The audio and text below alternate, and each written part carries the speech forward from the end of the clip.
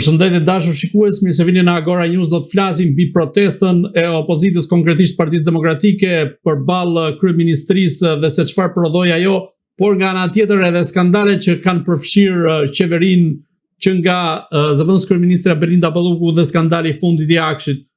Për të folur për këtë çështje ne kemi të ftuar një nga zërat më të spikatur të opozitarizmit në vend, siç është zoti Fatmir Merkoçi. Zoti Merkoçi, përshëndetje.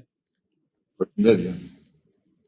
Zoti Merkoçi, si e pat protestën e Partisë Demokratike, e cila nuk zgjati aq sa mund të parashikohej, pra sepse mendoj që mund të shkonte përtej 2-3 orëve dhe më pas u shua ashtu siç janë shuar edhe protestat e tjera të mëparshme, edhe pse kishte një premtim deri diku nga ana e Berishës që protesta mund të zgjaste ndryshe nga herët e tjera.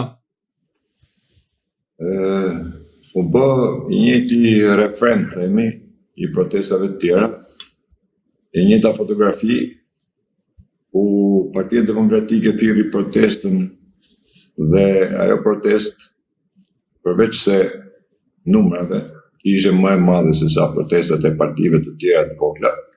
Nuk kishte një ndryshim tjetër. Nuk ishte ndryshim për një arsye të thjeshtë, sepse akoma nuk e kanë kuptuar e para që partitë politike nuk bëjnë as protesta, as revolta. Por gjëja kryesore që ishte në atë protestë mungonte thelbi i protestës që është fryma. Pra askush nga folësit të cilët fliqin gjithë me letër, me një gjë të para përgatitur, përpara dhe lexonin letrën. Në protestë nuk bëhen fjalime. Pra këta edhe nocionin e protestës apo të revoltës nuk kanë arritur akoma ta kuptojnë se çfarë është. Protesta në vetvete buron dhe është diçka e brendshme që të lindë në moment. Nuk është fjalim patetik. Me fjalime patetike njerëzit janë mësuar. Aty nuk kishte absolutisht asnjë lloj opsioni se çfarë do bëhet. Aty kishte thjesht disa fjalime. Me ultimatume, Rama jep dorëheqjen sot, i thotë Kliçi, sot jep dorëheqjen, jo nesër. Dhe pastaj në fund fare ç'a ndodhi? Ndodhi ai fjalimi i Berishës, pastaj në fund. Ku me keqardhje mund të them, po Berisha u ndjej keq në momentet e fundit sepse nuk dinte se si do ta mbyllte këtë protestë, sepse ishte premtuar që do ishte një protestë të zgjatur, një protestë e cila do të vendoste populli aty se çfarë do bënte, pra pavarësisht se ishin pjesë të dorëmuese, ishin anëtar të Partisë Demokratike, po u tha që do vendosi populli vimësinë e protestës. Këto lloj deklaratash bëri Berisha dhe këto lloj deklaratash i përsëritën në mënyrë patetike, qoftë Flamur Noka, qoftë Luciano Bocci, qoftë tjetër, kushdo që doli nëpër media, po këtë lloj gjëje përsërisin. Sepse ju kam thënë edhe një herë tjetër, aty po nuk tha Berisha dhe po nuk vendosi Berisha, të gjithë të tjerët janë out. Ata presin çfarë do thotë Berisha. A kanë efekt, po? A kanë efekt deklaratat kërcënuese që bëri Berisha për të ndalur pak te fjalimi i Berishës, si ato që do ta shporrim tani Edi Ramën, do t'i shkojmë tani në Surrel, t'i rrethojmë shtëpinë, ja jeta vdekje. Pra kanë efekt tilla deklarata apo janë thjesht konsum? Këto lloj deklaratash, nëse nuk bëhen me veprime konkrete, ato pastaj shuhen dhe kthehen në bumerang tek njerëzit. Gjëja kryesore është që ti nuk mund të kërkosh tash njerëz hajde thirrri dhe bëj në momentin që ti nuk ngre një kaos, nuk ka një frym. Protestat kanë një problem të madh. Ne kemi bërë ato protesta, kur kemi bërë protestat, kemi bërë edhe pse ishte fillimi fare, kemi bërë me rregullat e protestës. Çfarë do të thotë? Që atje nxjerrin disa pika plotësuese dhe prandaj them që protestat i bëjnë sindikatat, nuk i bëjnë partitë politike. Ta kanë ngatrojnë këndin e vlimit, ta nuk kuptojnë akoma. Dhe vazhdojnë në të njëjtën gjë.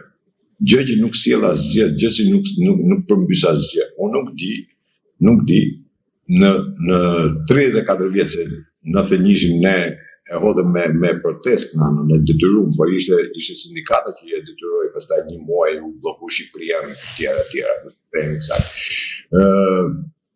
Nuk di në të gjithë veprimtarinë, politike në Shqipëri, një qeveri të jetë rrëzuar me protestë. Me protestat e këtyre partive politike. Dhe unë jo pa qëllim kam ngullur dhe kam thënë që partitë politike nuk partitë politike janë për të bërë luftën politike, por duke qenë se ta nuk janë politikanë, ta nuk kuptojnë akoma se ç'është politika dhe ç'është llafologjia apo propaganda. Vazhdojnë akoma me propagandë. Nuk kanë asnjë vizion politik. Kanë humbur boshtin ideologjik partisë. Dhe kur humbur boshtin ideologjik partisë, fillon dhe humb elektorat. Këta nuk duan ta kuptojnë. Prandaj u kam thënë që këta janë në guackën e tyre. Çfarë bëri përshtypje për shembull në fjalimin e Berishës? Në fjalimin e Berishës, pse tek tjerët patjetër që ata nuk guxojnë ta thonë, po në fjalimin e Berishës ishin dy gjëra. E para që Sorosi nuk u përmend fare. Në mënyrë absolute. Po, kishte një foto aty të Soros. Po lej fotot, unë flas nuk u përmend as i gërm. E Soros, kush po shifte fotot se s'kemi dalë me pa ekspozita e Shqipëria sot. Gjëja e parë, gjëja e dytë kush ishte? Trumpi nëpërmjet kongresit, me aprovim të kongresit, ka marrë për një vendim për Ballkanin Perëndimor dhe ku pika kryesore është Shqipëria. Nuk u përmend fare. Në asnjë nuk u përmend. Si është e mund? Si është e mund? Pra, dhe në këto fjalime patetike nuk u përmend. Dy gjërat kryesore. Pse? Unë jo më kot kam thënë që këta duhet kishin bërë një veprim politik duke dërguar në parlament që Sorosit ta kishin shpallur organizatë kriminale siç e shpalli Amerika. Me që jemi dhe pretendojnë që janë në linjën e Amerikës. Apo në linjën e Trumpit, themi më mirë. S'kan bërë asnjë lloj veprim.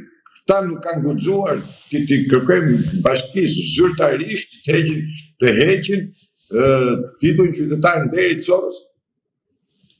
Kaq kohë ka që ju përtasi ja u kërkojnë. Nuk duan ta bëjnë. Po mirë, çfarë nuk funksionon atëherë tek opozita te vet Berisha, sepse është krijuar një perceptim sikur Berisha është ai që fik protestat me këto lloj protestash në një farë mënyre dhe nga ana tjetër ka një perceptim sikur vet Berisha mban në pushtet Edi Ramën.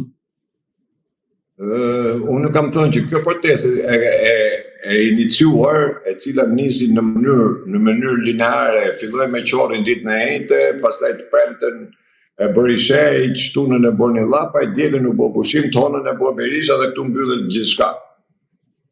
Dhe këto lloj protestash, unë i shoh si kërkesë e vet tyre për të rifaktuar, për të bërë faktor tashmë në politikë, pasi kanë humbur shumë. Të gjitha partitë kanë humbur shumë. Mos harrojmë se kanë humbur sepse partitë e reja të quajtur pretendonin se do merrnin nga 7 deputete, nga 10 deputetë dhe s'morën asgjë. Partia Demokratike erdhi dhe u rrudh me 50 deputetë. Skandali i fundit i firmosis së Endis Arbani si njeri i Sorosit, i nxorri të zbuluar, mosveprimi ka shi Sorosit, i kanë nxjerrë totalisht zbuluar, dhe ajo që është më kryesorja, propagandohet se jemi në linjën e Trumpit dhe kur vjen puna nuk kemi absolutisht as komunikim me Partinë Republikane. Absolutisht me kabinetin e Trumpit. Dhe çuditërisht në këtë lloj propagande që këta bëjnë, këta kujtojnë se njerëzit nuk lexojnë, nuk shohin, nuk dinë, nuk komunikojnë, nuk marrin vesh gjë. Tash këtu tani, prandaj thash këtu kjo lloj proteste, ata dalin deputetët flasin protestë, po pse protestë është ai deputeti flet aty? Po nuk është protestë. Po nëse ti e thret protestën, Berisha thret protestën dhe Berisha hikën nga protesta, automatikisht protestë shuhet. Ai që e thret protestën nuk hikën nga protesta, duhet rri i fundit. Nëse Berisha hiku i pari, çfarë bëri hiku i gjithë protestën? Dhe unë jo pa qëllim e them, edhe këto molotovë që hodhën, tash nesër do ngrihet Rama dhe do thot ja, parti e dhunës, parti këtu, parti atje, si përdorin, djegin, bëjnë, këta e për çka truke. Dhe jepi material, domethënë. Dhe kjo është ajo pjesa që e cila e ndryll qytetarin për të ardhur se ti ku e shef aty tash që u hudhën një 2 molotov, aty 2 molotov u hudhën, nuk u bë qamet, jo. Po ta shohësh në media duket gjë shumë e madhe, se unë isha prezent, nuk është puna se ma tregoj njëri apo e pash ka televizorin. Dhe po ta shohësh aty, mirë po çfarë, entuziazmi nuk është. Nuk ka entuziazm. Nuk ka frym. Tash në një protestë ku nuk ka frym. Ajo protesta ashtu do shuhet pastaj. Tash do shohim nesër kur do mbledhemi prapë në dytën kohë që u deklarua që kjo protestë do jetë pa mbarim, do zem sheshin, nuk e lëshojmë sheshin, do jemi këtu, do bëjmë këtu. Ku do jesh? Atëherë si do të thrasësh nesër ti? Po nga ana tjetër, po nga ana tjetër, pse qytetarët dhe populli është kaq i fjetur teksa qeveria është zhytur me skandaleve? Por sepse atë që e kam shtjelluar me kohë që populli nuk është se është populli i fjetur, po ta shohësh njerëzit nëpër kafenere, nëpër biseda familjare, nëpër shoqëri, të gjithë kërkojnë, por kërkojnë diçka ndryshe. Jo këtë. Po pra, po s'ngrihen. Po pra, kërkojnë diçka ndryshe, duhet dëgjoj që dikujt i dhëmbi duhet ta pickosh. Nëse ti nuk e pickon atij s'ka për t'i dhëmë të kurrë. Me fjalë nuk i dhëm gjë. Po duhet dish ta pickosh, pra ajo pra që themu fryma. Po duhet t'japësh një kaos, duhet t'japësh besim. Po çfarë besimi më jep ti mua që ti më thret protest, unë vim protest, pastaj ti ma mbyll edhe unë ikë. Unë kam ardhur për të rrugë këtë qeveri. Dhe si është e mundme që në të gjithë fjalimet e tyre nuk u tha një herë të vetme që Rama ka ndërtuar mafia në shtet. Po jemi në mafia shtet, këta nuk duhet ta pranojnë. Domethënë në çdo emision timin unë e kam deklaruar, në çdo shkrim timin e kam deklaruar. Rama ka ndërtuar mafia në shtet. Dhe pse? Sepse vetëm në një mafia rrëmbehen njerëzit. Vetëm mafia është ai që cakton, ka një kryetar dhe Rama është kryetari i mafias. Rama nuk është kryeminist, është kryetari i mafias. Këtu Rama komando gjykatën, Rama komando median, Rama komando partinë, Rama komando politikën, Rama është i dërguar i Sorosit si lider i Ballkanit dhe është dhënë detyrë po ja u ripërsëris, le të lodhen, le ta dëgjojnë. Është caktuar nga Gabala, nga Soros, nga masonët, nga rëshfillë, nga ky grup kriminal është caktuar që ky duhet rinë në çdo pusht dhe në çdo formë, çdo çmim duhet rinë pushtet. Duhet ta mbajë Shqipërinë, se Shqipëria është qerrë e Sorosit. Dhe unë jo pa qëllim thash. Trumpi bëri atë vendim pikërisht është për Shqipërinë, ta kuptojnë mirë. Dhe këta që ngrihen protest, nuk është se do ta rrëzojnë, e di shumë mirë me që se rrëzojnë Rama. Sa rrezikohet? Po e di Rama në këtë rast. Po e di Rama në këtë rast sa rrezikohet sa i përket qoftë vendimit të Trumpit nga një anë, por edhe veprimit të vetë Spakut që ka shkuar në dyert dhe në zyrën e zëvendës kryeministres. Rama është me bilet të prerë, dhe unë ju kam thënë kur kemi diskutuar në emisionet të tjera, ju pa ta thënë që deri në fund vitit dhe gjëja do zgjidhet dhe urdhëra bujo mos zgjidhet. Ai vendim i dal nga Trumpi, i firmos nga Trumpi, po i dal nga Kongresi Amerikan. Që nuk është vetëm thjesht vendimi personal i Trumpit, po është nga Kongresi Amerikan. Duhet ta kuptoni mjaft mirë. Duke qenë se Shqipëria është i vetmi vend që ka një gjykatë speciale ku ndodhet FBI-ja dhe DEA Amerikan. Tashmë nuk mundet. Pse? Dhe vetë drejtuesi i Spakut sot e deklaroi prap atë që tha Dumani në parlament, ai e rikonfirmoi. Jemi një grup, tha, unë jam thjesht, po jemi një grup të cilët bëjmë bashkëpunimin me ndërkombëtar. Pra me FBI-n e ka aty. Dhe ai e rikonfirmoi. Rama politikisht është i mbaruar.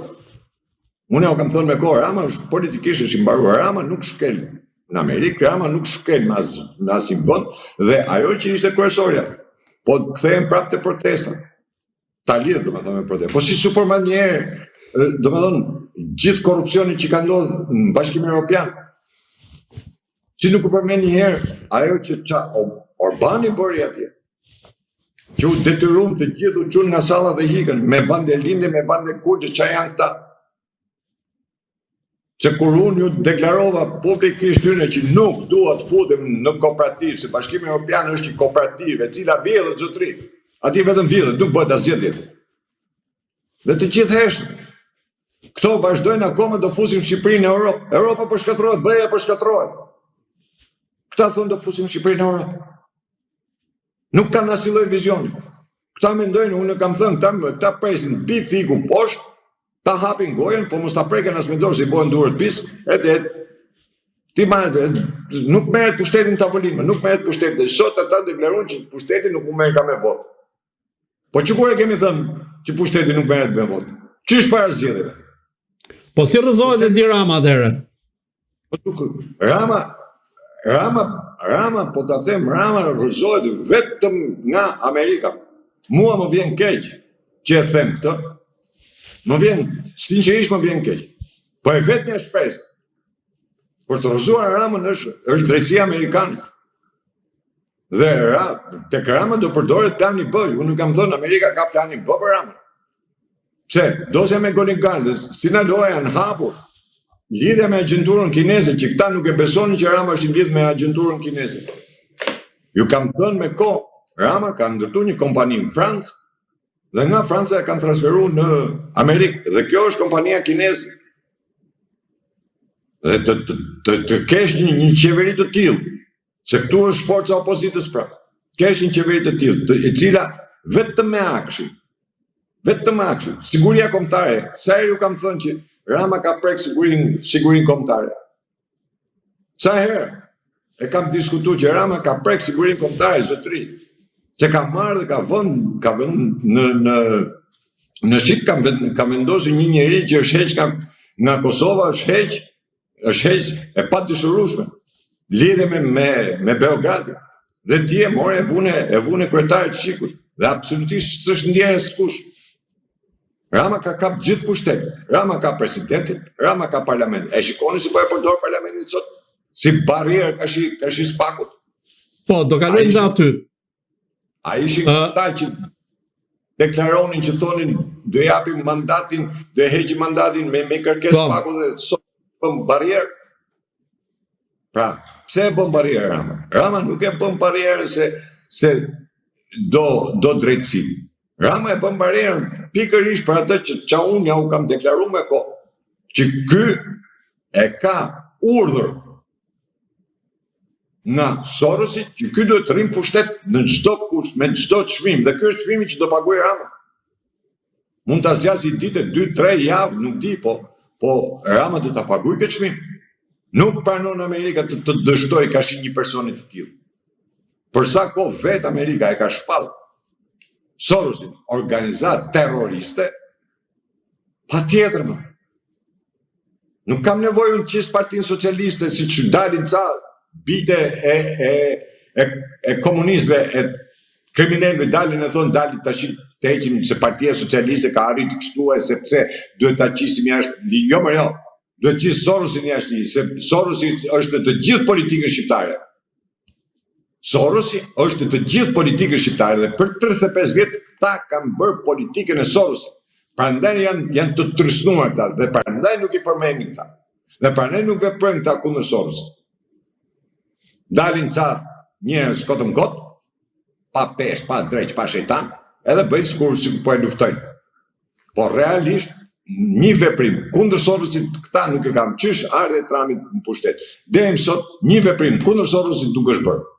Dhe Sorosi ka kap të gjithë politikën shqiptare. Filloi me Qorra, me Morra, me Llapa, me Papa, me Berisha, me Rame, me çin dush. Me këtë dush. Ministrin e drejtësisë ta mori Sorosianën prej anë ta sollin në Shqipëri. Ju pata thënë që Belinda Balluku u vënë sekond fundit. Zëvon kryeministri se s'ka qenë. Ishte e Sorosiana tjetër, Lea Ypi. Ajo ishte për ta. Se do e silltin nga laboristët e Anglisë. Dhe këta nuk po kuptojnë, nuk po kuptojnë atë që lufta kundër Sorosit, se Shqipëria është bërë qerdhe, është qerdhe e Sorosit. E gjithë politika shqiptare, pa përjashtim të asnjërit. Dhe këtë deklarat nuk e kam bërë as sot, as dje. Tek deklarat, jo vetëm e kam bërë në mënyrë lineare në gjithë vitin, po edhe kur kandidova atëherë për primaret, ja u kam bërë në mes të partisë. Dhe ju thash, këtu, po nuk firmosi Sorosi, nuk fiton njëri. Dhe kur zgjodhët, para se të zgjidhte Shaban, para se të plasë skandali, unë kam bërë artikull dhe kam thënë. Avokati popull dhe ai njeri që do firmosi Sorosi. Dhe u vërtetu. U vërtetua kjo që thash. Dhe ata firmosin gjithë, ju plasi bomba në dorë si i nxorra firmat. Se as kishin për të folë fare. Vete për. Ju plasi në dorë. Pra ne nuk e përmendën Sorosin, thash. Pra ne nuk u përmendën as i fjalë për Trumpin. Pra ne nuk u përmendën as i skandal në Bashkimin Evropian. Se ju do shihni që Rama dhe Shqipëria është zhytur aty në Bashkimin Evropian në korrupsion. Se ato tendra që janë bërë këtu. Me urdhën të Bashkimit Evropian. Dhe do dalin, të gjitha do dalin. Dhe unë pranoj them Rama e ka të prerë mandatin nga Amerika. Unë jo pa qëllime ka thënë Rama ta zgjedhë, do e bëj burg në Shqipëri apo në Amerikë. Rama po iku në Amerikë, ike me bilet vajte, nuk kthim nuk kam më. Është mbaruar kjo. Tash, siguria kombëtare në Shqipëri dhe presidenti i Republikës nuk thret një mbledhje, keni parë një mbledhje të këtij kapitarit që rri atje, që të mbledhis për siguri kombëtare? Absolutisht asnjë lloj veprimi. Pse është komanduar dhe i kap në Ram. Parlamenti po. Pushteti po e ka të gjithë vetë. Polici po. Qa doni? Gjitha i ka. Vetëm ke Spaku, kur është rikthyer, që u rikthyer FBI-ja, në atë moment nuk pat më fuqi ky ke Spaku. Flasim drejt. Shifti skandalit që dalin. Po të shi, jo vetëm retorik, konstatime, me që ato edhe shama, me lule, pse hodhe 2 molotov aty. Pra ato 2 molotov vajte në herë dhe njësit aty. Ç'është protesti bëhet në orën 6 darkës. Qofse ti ken men me hudh Ramën dile bëhet mjes protesti. Bëhet ditën me diell. Nuk bëhet protesta në 6 darkës në 7 darkës. Ku ka protesta në 6 darkës? 6 darkës mund të rishti, mund të zgjasësh protestë, po protesta fillon në gjes. Aty janë zyrtarët, aty janë njerëzit. Gjithashtu. Po, zoti Berkoçi, ndërkohë opozita proteston, nga ana tjetër del edhe skandali i Akshit, duket sikur Belinda Balluku është harruar. Sipas optikës tuaj, ku është zhdukur Belinda Balluku? Belinda Balluku nuk është duk aty, e ke mbledhjet grupi parlamentar, në takime, në gjitha vendet ndodhet Belinda Balluku. Belinda Balluku, ju kam thënë, është ditën që doli nga Spaku, si e pandeu, unë ju deklarova dhe thash që Belinda Balluku nuk jep dorëheqjen dhe Rama nuk ka këllëci për ta heqë. Dhe kjo, jo pse Rama nuk ka këllëci për ta heqë, sepse ka hallin se do të tregoj Belinda Balluku, se s'ka çfarë tregoj Belinda Balluku. Të gjithë dosit që janë të bëra, janë të mbyllura, nuk ka Belinda Balluku çfarë tregoj më. Që ti dali Ramës kundra. Rama ka hallin e kokës vetë këtu me Belindën, e ka personale. Private, thejmë më mirë, ta kuptojnë që njerëzit më mirë. Unë, jo pa qëllim kam thënë, heqja e Belinda Balluku se ai plas lufta rrugës, i hikën koka atij, ai rru kokën e vet me Belinda Balluku. Se përsa i përket Spaku i ka të mbyllur, i ka të gjitha të bëra. Nuk ka ngel Spaku ke Belinda Balluku. Spaku edhe e ka pregatit popullin. Se ai Ben Ameta që del nëpër media, ai është bërë pentito, unë ja kam thënë që ditën e parë këtyre, por ta s'kam dash me e kuptu. Ben Ameta është bërë pentito dhe Ben Ameta sjell atë çdo spaku për të nxjerrë në intervistat e tij dhe e ka përmendur dhe e ka përgatit popullin. Por ne kemi një opozitë e cila nuk është e aftë. Në një mënyrë apo në një tjetër këta thash janë të kapur gjithë kësorësit edhe nuk mundet, ore të bëj çfarë du, nuk mundet. Unë e kuptoj shumë mirë që njerëzit nuk besojnë, nuk ashtu, sepse janë mësuar. Pam. Tash nuk është sa vjeti Majdi Luli në këtë lloj formë protest. Thiri, mori, hidh 2 molotov, hik në shtëpi, sorallati në përshi, marroj, hik, vit nesër po marrveshja ne, merr ca gjona këtej. S'është opozitë, s'është politik. Dhe këtu fatkeqësia e këtij vendit është se këtu mungon e djatha. Nuk ka të djathtë në Shqipëri. Këtu janë, unë ja kam thënë, edhe në një emision tjetër ja thash, e kam thënë publikisht, nuk kam frikë ta them. Jo frikë, por nuk kam ndroje ta them. Ta deri ke revizionistët shkojnë. Nuk shkojnë ke e djatha dot. Nuk shkojnë dot ke e djatha. Sepse është Partia Demokratike që marr veten të djathtë. Unë nuk e kam pa në 35 vjet këtë vajt në një konvent të republikanëve në Amerikë. Ke ajo demokratëve kanë vajt gjithmonë. Ke republikanët s'kan vajt në një konvent nuk kanë vajt. Zoti Merkolçi, si mendoni çfarë do të ndodh me Belinda Ballukun? A do të lejoj kuvendi që asaj të hiqet imuniteti, apo në këtë rast Partia Socialiste është duke mbrojtur fort ashtu siç deklaroi dhe vetë Edi Rama që do të pres atë që do të ndodh në janar nga gjykata kushtetuese? Rama do luaj gjithë burrët për sa i përket Belinda Ballukut, patjetër diskutohet për ta mbrojtur. Për ta mbrojtur tash gjëja e parë ajo që ka frikë kokën e vet, dhe gjëja e dytë nuk do ta bëj precedent. Dhe sepse ky e ka kthyer tashmë mafia shtet ka ndërtuar mafia shtet në mënyrë ilegale, nëse legale ky do të bëj republikë kryeministrore, pra që ky vendosin për gjithçka. Por ajo që është e dukshme është që ky nuk i ka të 83 votat për të mbajtur mandatin e Belinda Ballukut. Kjo u pa edhe tek ajo festa që bën këta. Ishin një festë tash për fund vitit që ai kishin dhe çuditërisht nuk i vajtën deputetët në atë festë.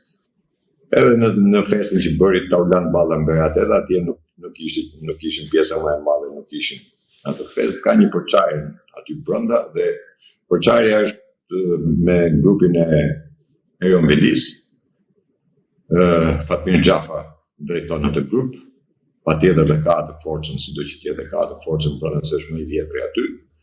Kështu që ai do mundohet ta luajë, por gjykoj tashmë që ky do ta luajë lojën për të marrë një vendim gjykata kushtetuese, por nëse gjykata kushtetuese shtyu një herë surrat me atë vendim që mori, nuk e besoj që do të arrit ta pshty përsëri në surratin e tij edhe të marrë vendimin që mund të dirigjohet nga Rama tek Gent Ibrahimi. Njeriu i Sorosit komandon aty. I komandon të gjithë ata që janë aty dhe i shantazhon. Qoftë Gent Ibrahimi apo edhe ata që nuk kanë qenë ajherë gjyqtarë, se po ta vesh re edhe në rezultat që kanë dalë 5-3, po të shohësh vendimin e gjykatës kushtetuese të 3 që janë gjyqtarë kanë dalë kundra dhe kanë bërë një argumentim ligjor. Nësa pjesa tjetër që nuk kanë qenë ajherë, nuk kanë shkel ajherë sallë gjyqit, nuk e njohin fare gjykatën, po janë vënë atje për hatër të njërit edhe për hatër tjetër, miku njërit dhe miku tjetër, kjo i Sorosit, kjo është gruaja filonit, kjo nipi filonit, to pastaj janë vendim skandaloz. Prandaj them, nuk besoj më se edhe në janar nuk besoj se ajo gjykatë do të marrë në vendim të tillë. Por sido që tjetë, çfarëdo vendimi të marrë, unë garantoj që plani i Amerikës do gjykoj se do zbatohet para vendimit të asaj gjykate.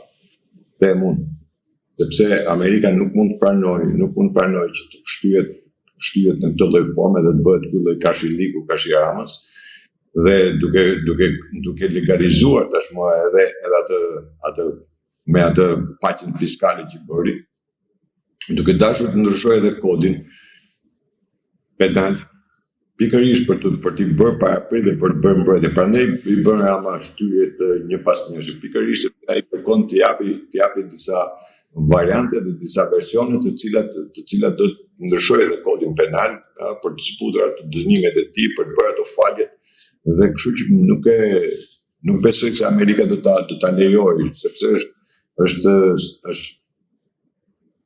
ka harxuar shumë para për këtë lloj drejtësie, pavarësisht se si u nis, se si u bëre, por sot ata tek e fundit është buxheti i shtetit tyre dhe nuk pranojnë ata që të humbasin në këtë lloj forme. Dhe plus pastaj është edhe do të shohim pak edhe atë pjesën politike dhe diplomatike.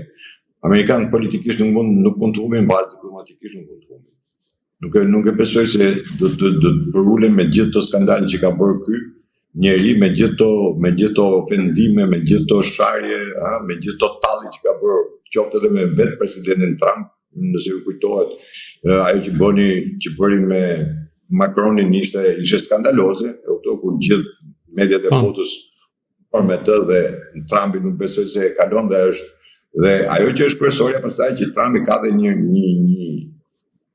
në stafin e tij ka Suzin e cila ajo i bën gjithë agjendat dhe gjithë programet e Trumpit, një njeriu më i afërt i krahut djathtë, themi sot Suzi është krahut djathtë i Trumpit, pavarësisht nga pozicioni që është shef i kabinetit, po ajo është krahut djathtë i Trumpit dhe është një nga antikomunistët më të mëdhaja, themi, sepse e ka hequr në kurrizin e saj atë komunizmin, kështu që njeh mirë ajo se si luhet loja, dhe ajo ka qenë pengesa kryesore e Ramës për mos me taku apo mos me pas asnjë lloj komunikimi, qoftë edhe me shikimin me Trumpin. Kështu që them që pavarësisht nga loja që ky do bëj dhe do mundohet ta bëj, një gjë që unë e kam paralajmëruar tash unë kur kam thënë që ky do mundohet ta marrë pushtetin me çdo çmim, pikërisht kjo ka qenë. Domethënë ajo thënia ime për sa i përket Ramës. Por tash është ajo, qoftë dosja me Konigale hapur, qoftë edhe Sinaloa, që implikojnë direkt me sigurinë e Amerikës, nuk është puna vetëm siguria kombëtare, por një nga gjërat pastaj që prapë ngelemi aty ku dhëm më tepër, pavarësisht është aksi një, por gjëja më kryesore që dhe më shumë pastaj që Amerika është e përfshirë totalisht, mos harrojmë se jemi vendi i NATO-s, dhe është Porti i Durrësit. Porti i Durrësit është ai që unë kam thënë do t'i haj kokën të gjithëve. Dhe kur them të gjithëve, pa përjashtim të asnjëri, sepse janë në Port Durrësit janë bërë shumë pisliqe, janë shumë afera në Port Durrësit, janë shumë manovrime që janë bërë në Port Durrësit dhe janë të përfshirë të gjithë, pa përjashtim. Të gjithë janë prandaj edhe nuk e përmenin shumë Portin e Durrësit, pa e bëjnë një deklaratë kalimtare. Vetëm për të mbetur te Porti i Durrësit, duhet të theksoj që Porti i Durrësit në vitet e kaluara ka qenë pothuajse lajm jo i përditshëm, por një herë në javë të paktën do të kishte një lajm në Portin e Durrësit që do të kapeshin qoftë drog, qoftë kokainë apo raste të tjera, ndërkohë tashmë është çdo gjë në qetësi. Nuk është problemi tek lajmi i Portit Durrësit tek kokainën, sepse kokainën kur ikën dy kontener me kokainë kam qenë unë që nuk ka qenë PD, kam qenë unë që kam denoncuar. Ikën, qoftë edhe për mbetjet, kur unë fola për mbetjet që u nisën dhe ikën nga Porti i Durrësit, nuk ka fol njeri. Vetëm u desh një organizatë pastaj ndërkombëtare që doli dhe tha që prit se patjetër që u bë ajo që u bë. Dakor? Por nuk e kam problemin qoftë tek kokaina apo ke kjo që bëhet. Si Port Durrësit. Si Port Durrësit dhe Porto Romano. Transferimi tek Porto Romano kur Kalata 1 shkon në Porto Romano dhe ka pas një gjerman dhe ai gjermani i fshehur me disa persona të tjerë që janë edhe publika, bëjnë edhe moral. E bërën edhe i gjyq, morën ja 15 milion euro, pastaj e shitën Kroati vazhdon bën atë trekinë e terave, mbetjeve, më thash vazhdojnë akoma. Por kam thënë, është siguri kombëtare, Porti i Durrësit 1 është edhe pjesë e NATO, sepse aty përsupozohesh të bëhesh porti për NATO. Dhe nga 82.000 hektar që është, ajo është vetëm 32.000 hektar. Kështu që edhe në hektar ata e kanë zvogëluar. Dhe pranë edhe në gjithë aferat që janë Port Durrësit janë aferat të cilat do t'i hajnë kokën çdo njeriu aty që është i përfshirë në portin e Durrësit. Ashtu siç ndodhi dhe me aeroportin e Vlorës, ku ju deklarova atëherë që thash që nuk është konflikt ndërmjet dy persona, por është konflikt i cili duhet transferuar diku tjetër, sepse duhet futeshin patjetër në oligarkët e rusë për të marrë aeroportin e Vlorës. Ishte falëndërhyrjes Amerikës në mënyrën e saj, që u bloku dhe nuk u bë ai transferim. Nuk e dëgjoni më besoj aeroportin e Vlorës. Apo tunelin e Llogaras për cilët gjithë bërtasin dhe çuditërisht opozita nuk ka ngritur një herë zërin dhe thotë ai tunel duhet bllokuar jo vetëm për aferën që është bërë, por sepse nuk ka certifikat sigurie dhe nga aty kalojnë të gjithë njerëzit. Dhe është nesër kur ai tunel të shëmbet, sepse nuk ka kolaudim ai tunel, ai nuk ka certifikat sigurie. Nesër kur të shëmbet kush do marrë përgjegjësi për jetën e humbur njerëzit. Zoti i rujt shqiptarët mos ndodh asgjë, por ai është një nga tunelet më të rrezikshme që mund të ketë Shqipëria. Zoti Verkoçi, si e komentoni skandalin e fundit të Akshit, përfshir këtu edhe rastin e Ergys Agasit, i cili tashmë është në kërkim nga Spaku dhe ku kanë dalë afera të tjera për shantazhe, rrëmbime, biznesmenësh dhe ky fundit i kishte filmuar të gjithë zyrtarët e Ramës, qofshin ministra, qofshin drejtor, por e deputet që shkonin e takonin në zyrat e tij në blok. Dëgjoj, unë prapë ngul këmbë tek pjesa e asaj që është Rama që komandon. Është Rama i cili i jep gjithë direktivat dhe unë pranaj e kam qytë mafia në shtet. Dhe këtu dalim tash tek ajo mafia shtet që unë ju them. Pranaj dhe kur ti lën në dorë sigurinë kombëtare, pra kur ty të ka ikë siguria kombëtare, Akshi është siguri kombëtare sepse aty janë të gjithë dhënat, të gjithë materialet. Aty bëhen të gjitha. Domethënë, edhe kur ta luajtën në atë kohë, luajtën rolin që thanë na sulmun iranian, ti thash kjo është lojë, sepse ata donin që në momentin që donin ata të kalonin persona apo të futishin persona në Shqipëri të pa identifikuar, dhe një nga persona që është futur në atë kohë në Shqipëri i pa identifikuar është kryemafiozi italian, që sot është dërzu drejtësisë italiane dhe prokurori i Italisë i Puljas e ka deklaruar dhe ka thënë që ai ishte në Shqipëri, nuk u deklaruar, nuk dihet kush e ka shoqëruar dhe ai është personi që është marrë në Itali me ndërtime, me tunele, me ura, me këtë, me atë dhe është për pastrim para. Dhe këta nuk e kanë deklaruar fare. Dhe pikërisht këtu kemi të bëjmë me siguri kombëtare të Amerikës. Unë jo më poti kam thënë që Rama ka prek sigurinë kombëtare të Shqipërisë dhe të Amerikës. Sepse jemi vendi i NATO-s dhe gjithë informacionet që merren dhe jepen dhe bëhen në këtë lloj forme. Dhe ai loja me iranianët ishte loja për të bërë ato tendrat, për të marrë ato tendrat, për të marrë ato shumat e parave dhe për të shit edhe informacione, se këta i kanë shit vetë informacione, nuk ka këtu se çfarë thonë ta. Këta domethënë bëjnë vetëm propagandën, e kupton, dhe i mbushin njerëzit me propagandë. Dhe kjo është ajo që duhet ta kapësh, si më thon, drejt nga brirë. Nëse kap nga brirë, pastaj e mund. Po pa e kapë nga bishi nuk e për ta mundur kurrë. Dhe këta e kanë kap nga bishti. Opozita kërkon ta kapi drejt nga bishti dhe nuk e kanë ngritur një herë zërin, pikërisht për këto. Thash, unë nuk e kam një gjuhë herë që si është e mundur që presidenti i Republikës nuk prononcon për asgjë. Absolutisht asgjë. Kanë ndodhur gjithë të skandale, keni pa në deklaratë presidentit të Republikës, absolutisht. Po si është e mundur? Si është e mundur që ndodhin ato skena në parlament? Për çfarë ndodhin ato skena në parlament?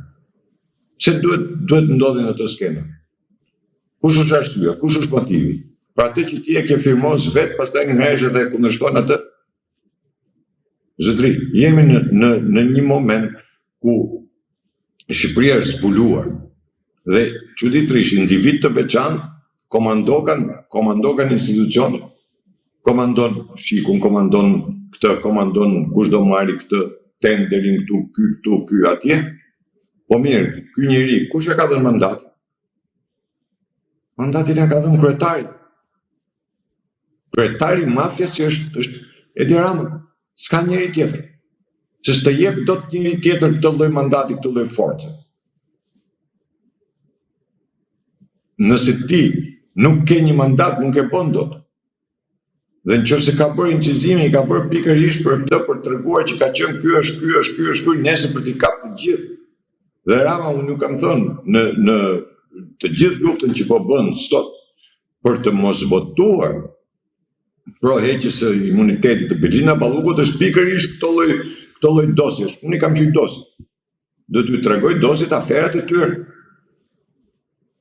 Aferat e tyre që kanë bërë deputetët, se kur doli Bushka, që ishte kryetari i Komisionit Ligjit, po kur të ka dalë Ulci Manja, e kur të kanë dalë tjetri atje, patjetër.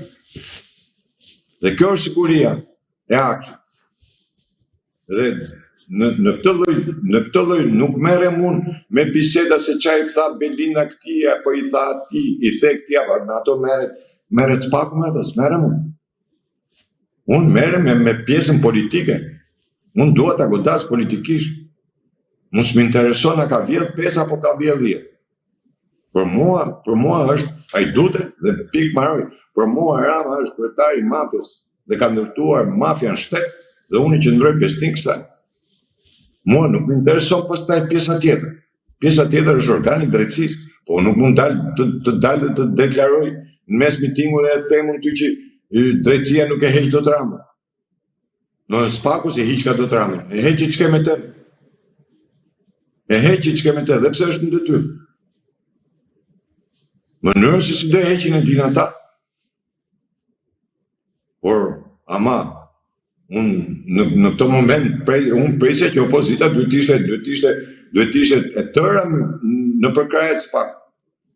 E patëm mbledhjen që bën për heqjen e imunitetit të Belinda Ballukut, të 5 deputetët e opozitës, duhet të ngrinin dorën në atë mbledhje dhe të thoshin po, ne jemi ata që e kemi kërkuar, ne jemi ata që kemi thënë që kjo është Lubi Balluku që ka bërë këtë, ne nuk kemi nevojë për asnjë dokument se ne e kuptojmë shumë mirë se çfarë është dhe ne jemi pro heqjes imunitetit.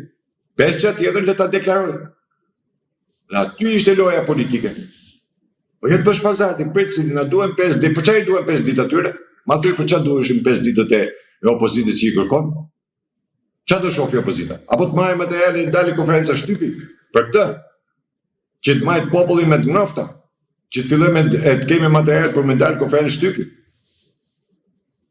Po të ishin një opozit politike, që të ishin politikan, në atë moment ata deklaronin, po, ne jemi pro heqjes mandatit, nuk duam as një sekond nuk duam, jo minut, pas një sekond nuk duam. Dhe t'ja lenin topin Partisë Socialiste. Dhe dilte Partia Socialiste, përsa e të thoshe, bëtë deklaratën e vetë. Po, kur ti si opozit fillon edhe thu, mund duhem 5 ditë, a i thot, duhem 7 ditë, pra futemi ke ditë, futemi ke pazare, pra ne qyrin ta e pazargji, nuk janë politika. Akshi, duhet ta kuptoj çdo njeri, është siguria kombëtare, është çdo gjë që ka njeriu është ka akshi. Ndash me pronën, ndash me hipotekën, ndash me çdo gjë, ndash ke numri pasaportë se numri i personalit, më rroga, gjitha janë aty. Dhe si është e mundme? Me këtë lloj qeverie që ka këto lloj skandale, opozita nuk e di, nuk do ta akuzojnë gjumin e notës. Po çuditërisht, jemi në fjetje. Jemi në fjetje, total. Sepse dhe brenda asaj opozite, dhe ajo opozite është kapur nga Soros. Më them edhe prap kam për ta thënë. Po nuk pastron Soros që Shqipëri nuk bëhet asgjë. Dhe po Zoti Merkoçi, po. e krijuam atë partinë, kur e krijuam e kemi krijuar për partitë djathtë, nuk i kemi krijuar për partitë qendrës. Nuk e kemi krijuar për partitë qendrës. Nuk kemi ne pjesë e CDI-s. CDI-s është partia e qendrës, Sigën Majtës. Nuk është fitore e këtë CDI-a. Fitore është ati ku janë republikanët, ku janë konservatorët e Anglisë, ku janë konservatorët e Kanadas. UCD-ja, ajo është i dohuja, ajo është e djathtë. Po jo këtë tjerë, që i vejnë emër. Zotë Merkoçi, dhe e pyetje e fundit, si mendoni, ka një lëvizje brenda Partisë Socialiste me deputet caktuar, të cilët po e shohin tashmë se çfarë skandalesh kanë shpërthyer në mazhorancën e kryeministit Edi Rama dhe në një moment mund t'i thonë mjaft më dhe të largohet nga drejtimi i qeverisë. Ata nuk mund t'i thonë Ramës të largohet nga qeveria e para. Gjëja e dytë është se ata në sjelljen, Rama ka frikë ta sjellë heqjen e mandatit të imunitetit të Belinda Ballukut në parlament për një arsye të thjeshtë, sepse ai e di shumë mirë që nuk i ka votat. Nuk i ka votat sepse ka dhe një problem që heqja e imunitetit është me votim të hapur, nuk është me votim të fshehtë. Dhe aty do jetë gjithë trupi diplomatik, aty do jetë edhe profesuesja e ambasadës amerikane. Për që nuk besoj, aty do të me mi për mi janë edhe spaku, dhe nuk besoj se do guxojnë të ngrenë kartonin kundër heqjes imunitetit. Dhe këtu do jetë pastaj ajo ndarja e shtapit mos i qeje, por ashtu siç u thash edhe më parë që grupi i Revelies, i cili është grup më vete dhe ka filluar përçarja brenda partisë, lufta brenda partisë është e dukshme tashmë, me kusht nuk e shef, është punë tjetër, po unë e shoh të dukshme, tash qoftë edhe në festa, qoftë edhe në takime, qoftë edhe në gjëra që bëhen. Fatmir Xhaku për shembull nuk del, nuk është prononcuar fare, megjithëse ka qenë ministër, kryetari i komisionit, kryetari i reformës, nuk është prononcuar fare për sa i përket çështjes Ballukut, nuk ka thënë as për imunitetin, as për gjë. Çuçi që ka bërë atë lloj deklarate që thanë ne sa të vi imuniteti për çdo njeri kur i hoq Berishës, kushdo që të vita ne do t'i japim spakut, sot ma një qëndrim tjetër. Por ajo që është pjesa që thash, ky i trishton me dosit që ka, me afera që kanë bërë, se janë përlyer gjithta në një mënyrë, në një tjetër janë gjithë përlyer, dhe ky me këtë lloj afere që kanë këta, ky do mundohet ti shantazhoj këta, ti bëj presion. Por tek e fundit nëse do kaloj në parlament, unë gjykoj se nuk do deputetët nuk do ta marrin dot përsipër kartonin e kuq për mos me e leju Belinda Ballukut për t'i hequr imunitetin. Zoti Merkoçi, unë ju falenderoj që ishit në Agora News. Faleminderit edhe juve. Të dashur shikues, bashkë do shihemi në intervista të tjera, por mos harroni të bëni subscribe në kanalin tonë në YouTube.